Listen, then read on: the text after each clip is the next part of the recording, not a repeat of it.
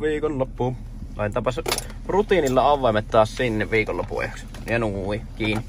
Menepä nyt kiinni. Nui. Siitä lähdetään viikonloppuun viettoon Pemariin. Kotia kohti. No niin, siitä se viikonloppu lähtee käyntiin. Aloitetaan pikku jumpalla, koska perjantai perinteinen jumppapäivä.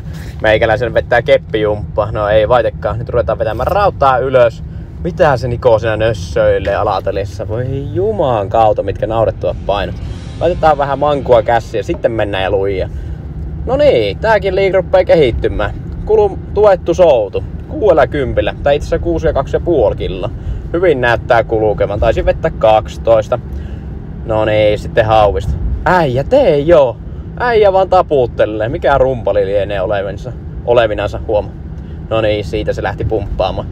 Tämmönen reeni tällä kertaa. Siinä oli paljon muitakin liikkeitä, mutta enpä jaksanut kaikkia kuvata. Keskityttiin reenaamiseen. Jaha, Emiliakin tullut kotiin. Työkaveri heitti haasteen mulle, että veä tolla menemme. Hei, jos tähän tulee haaste kommentoijaan, sanotaanko 30 kertaa, niin mä veän tulla kilometrin matkan menemään. Vaikka ruokakauppaan. Ois se kyllä kova juttu. Kokkelu. Elikkä kommentoikaa haaste. Kyllä ne naapurit taas kahtoo, että mitä se ukko sillä touhua. Pitää käydä roskia vähän painelemassa, että mahtuu lisää. Tämmöstä se on joskus kotitalouksissa asuminen. Hello darling! Hei! Mitä se? Miten on mennyt päivä täällä? Jaha, se on taas siivousperjantai. Sitä ne työkaverit varoitteli töissä, että eihän sinne kotiin mikään kiire ole perjantaisin, kun on siivouspäivä. Ja näinhän se oli. Mutta mulla on tää paras ystäväni, rompparobotti. Ruppeepa touhui. Itse asiassa tää pitää nyt tehdä semmonen vuosihuolto tälle. Pitää kaikki puhistaa täältä ja sitten se lähtee jyskyttämään.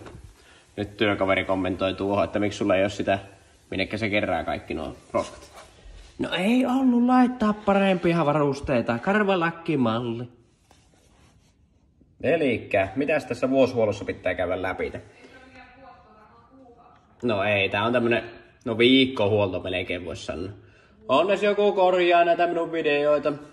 Niin, tämän pystyy vaihtamaan uuteen, mutta vielä ei ollut näköjään tarvetta, niin käytin vaan irti ja otin kaikki karvat pois. Sitten täältä kannattaa ottaa karvat pois ja sitten sama juttu tästä. Elikkä poistaa nämä rullat.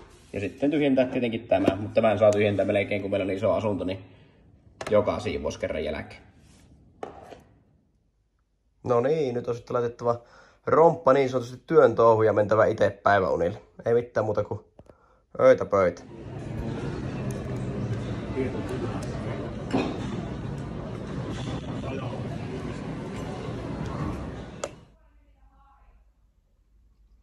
Päikkärit nukuttu.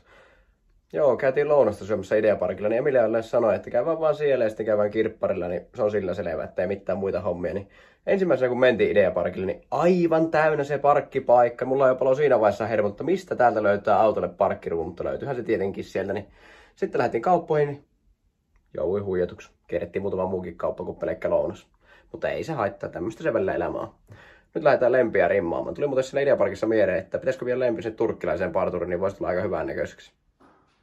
Lempi! Mikä sulla on? Siinä se pyskyt.